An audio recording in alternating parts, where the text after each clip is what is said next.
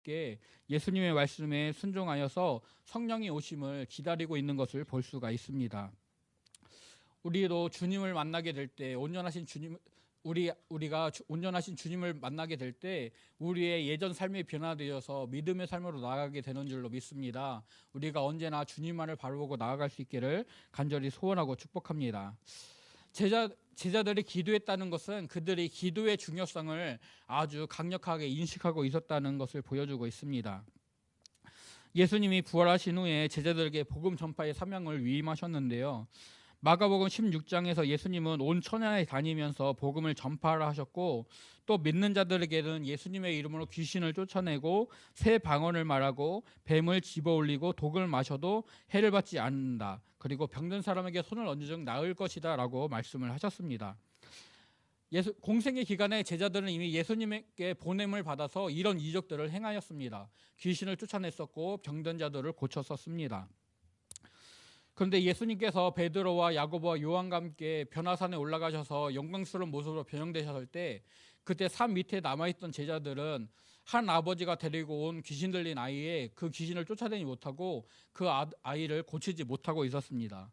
산에서 내려오신 예수님께서 그 아이의 귀신을 쫓아내시고 그 아이를 치유하셨을 때 집에 들어가시니까 제자들이 나와서 예수님 왜 우리는 못했습니까? 라고 물었습니다. 그때 예수님께서는 기도 외에 다른 것으로는 이런 종류가 나갈 수 없다라고 말씀을 하셨습니다. 즉 제자들이 예전에 했던 경험이나 그런 것들이 중요한 것이 아니라 계속해서 기도하고 있는지, 계속해서 귀신을 쫓아낼 수 있는 힘을 주시는 하나님 아버지를 의지하고 있는지가 더 중요하다고 말씀하신 것입니다. 또 예수님이 십자가를 지시기 전에도 예수님께서는 겟세마네에서 기도하셨고 제자들은 그들의 눈이 무거워 기도하지 못하고 잠을 자셨습니다. 그 결과 예수님은 십자가를 지시는 그 사명을 완수하시는 길을 덤덤히 걸어가셨던 반면에 제자들은 예수님을 버려두고 도망하였고, 또 베드로는 예수님을 부인하기까지 했었습니다. 즉 승리하시는 예수님과 실패하는 자기들의 모습을 경험했던 제자들은 기도하지 않으면 안 되는구나 라는 것을 분명히 깨달았을 것입니다. 그래서 성령의 오심을 기다리라는 예수님의 말씀 앞에 그냥 그 시간을 지내면서 그냥 단순히 기다리기만 한 것이 아니라 그들은 모여서 기도하면서 성령의 오심을 기다렸습니다. 예수님께서 부활하시고 40일 동안 제자들과 같이 보내시다가 승천하시고 오순절에 성령이 임하셨다고 우리가 알고 있습니다. 예수님이 죽으셨던 절기는 6월절입니다. 6월절에서 50일이 지난 절기가 오순절이 되는 날인데요. 그러니까 제자들은 대략 일주일에서 열흘 정도의 기간을 기도하면서 성령의 오심을 기다렸던 것입니다. 그렇게 기도하면서 성령을 기다리고 있던 때에 하루는 사람들이 120명이 모이게 되었고, 그때 베드로가 무리 앞에 서서 가룟 유다를 대신할 사람을 세우자고 말을 합니다. 베드로는 가룟 유다의 배신이 성경의 말씀을 응하게 하는 것이었다라고 말하고 있습니다. 또 시편 말씀을 인용하여서 유다를 대신할 사람을 세워야 된다라고 합니다. 베드로가 인용한 시편은 다윗이 고백한 시들로서 시편 69편과 시편 109편의 말씀들입니다. 이 시편들은 다윗의 친구였다가 적이 된 사람들에 관해서 쓰여진 시편으로 이해되고 있는데요. 다윗은 하나님의 구원을 요청하면서 원수들에 대해서 하나님이 심판해 주시기를, 그래서 그들의 거처가 황무하게 되고 다른 사람이 그에 맡았던 일들을 대신 맡게 하시기를 간구하고 있습니다. 베드로는 이 말씀을 가룟 유다의 죽음과 그의 사도 직분에 연결하여서 유다의 죽음이 하나님의 심판이고 그를 대신해서 다른 사람이 세워져 사도가 되어야 된다고 말하고 있습니다. 가룟 유다는 은 30에 예수님을 팔았습니다. 그리고 예수님이 감난산에서 기도하실 때 예수님을 잡으려는 무리들과 함께 와서 입맞춤으로 예수님을 팔았습니다. 그런데 마태복음 27장을 보면 예수님이 잡히신 후에 대제사장들과 공에서 신문 받으시는 모습을 보고 가룟 유다가 뉘우쳤다라고 말씀을 합니다. 그가 후회하여서 은 30을 도로 대제사장들이 갖다 주지만 대제사장들은 그 돈을 받지 않습니다. 그러자 가룟 유다가 그 돈을 성전에다가 던져놓고 가서 목매달아 죽었다라고 말씀을 합니다. 그래서 대제사장들과 장로들은 그 은 30은 이것은 피값이기 때문에 성전에 둘 수 없다 하여서 그 돈으로 밭을 사서 나그네의 묘지를 삼았고 그 밭을 피밭이라고 불렀다고 마태는 기록을 하고 있습니다. 그런데 오늘 저희가 읽었던 본문에서 보면 누가는 가룟유다가 밭을 산 후에 그 밭에서 죽었는데 몸이 곤두박질하여서 배가 터져 창자가 흘러나왔다. 그래서 그 밭을 피밭이라 부르고 있다라고 말을 하고 있습니다. 아마도 대제사장들과 장로들이 가룟유다의 이름으로 밭을 샀고 그 밭에서 가룟유다가 죽었는데 그가 떨어져서 창자가 터진 것으로 보입니다.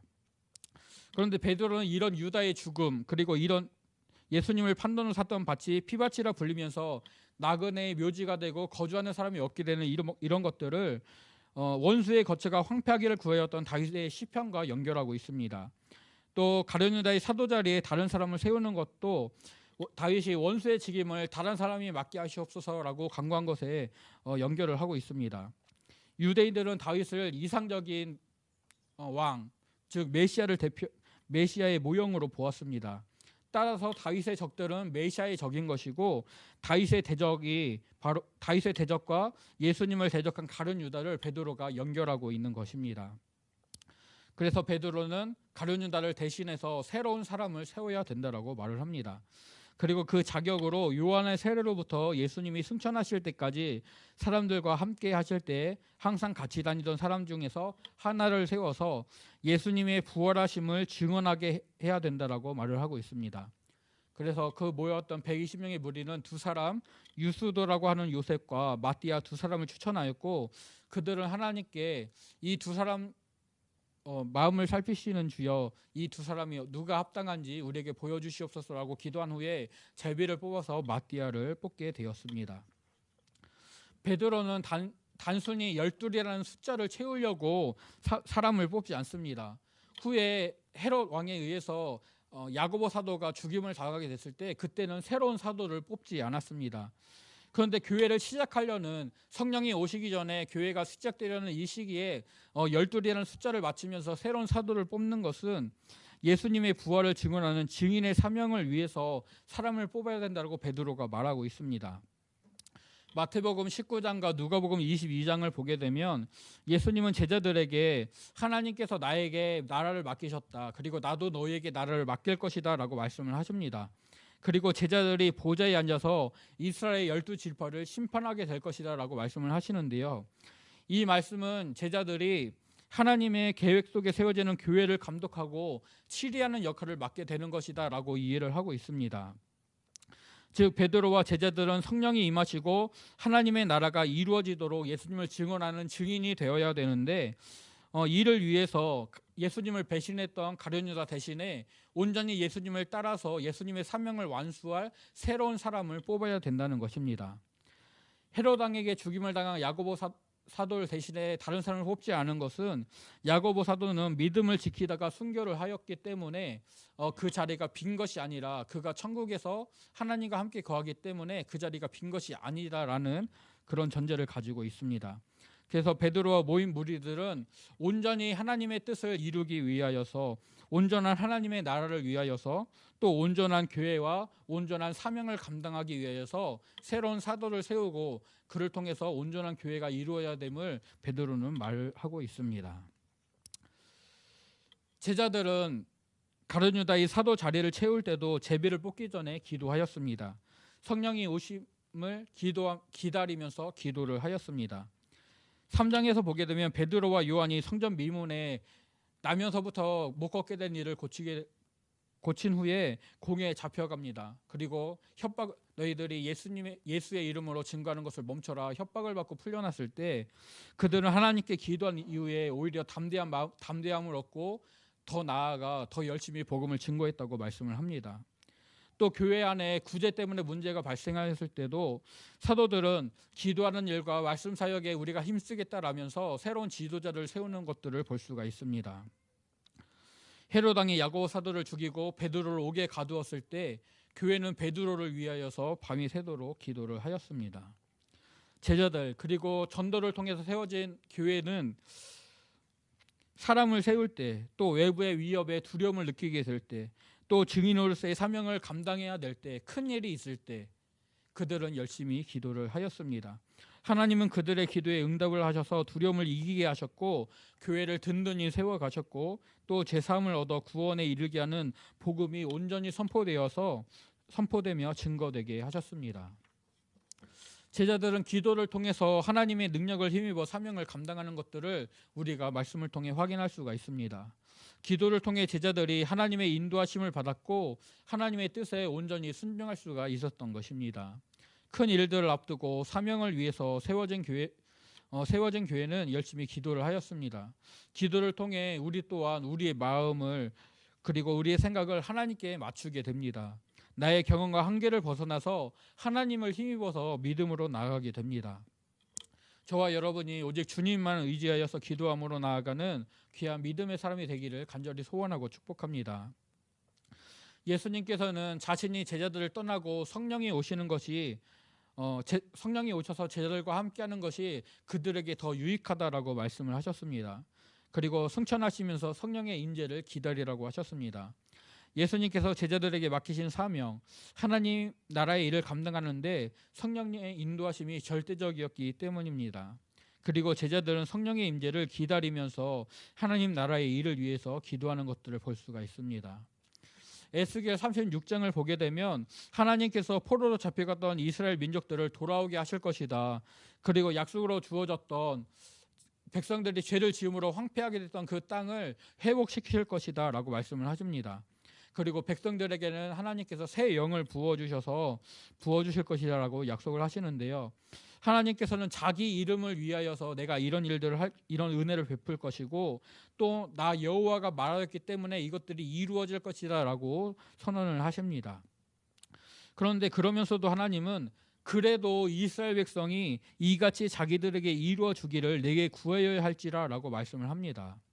그리고 이어지는 에스겔 37장에서 하나님은 마른 뼈들이 하나님의 말씀과 생기로 살아나서 큰 군대를 이루게 되는 것을 보여주십니다. 지난 주일 오후 말씀을 통해서 이 생기가 성령임을 배웠습니다.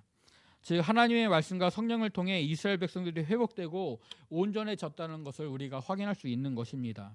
하나님께서 계획하신 일이고 하나님의 영이 일하셔서 그 일들을 이루시지만 하나님은 백성들이 기도해야 된다라고 말씀을 하십니다. 이스라엘 백성이 하나님의 약속의 말씀을 믿고 하나님께 간구할 때, 하나님을 신뢰함으로 믿고 간구하여 나아갈 때 하나님의 약속의 성취를 누리게 된다고 우리에게 가르쳐 주는 것입니다. 예수님은 제자들에게 말씀하셨고 제자들은 그 약속의 말씀이 이루어지기를 간구하였습니다. 예수님이 맡기신 사명을 온전히 감당하기 위하여서 또 그 부르심에 합당한 믿음의 사람으로 세워지기 위하여서 오직 하나님의 능력을 힘입어 믿음으로 살아가기 위하여서 그들은 기도하였습니다. 그리고 그런 기도를 통해 교회가 세워지고 하나님 나라의 일들이 이루어져 갔습니다. 오늘 우리도 기도를 통해 나의 믿음이 또 우리 교회가 온전히 세워지고 또 하나님과 동행하여서 나아가는 귀한 믿음의 삶을 살아낼 수 있기를 간절히 소원하고 축복합니다.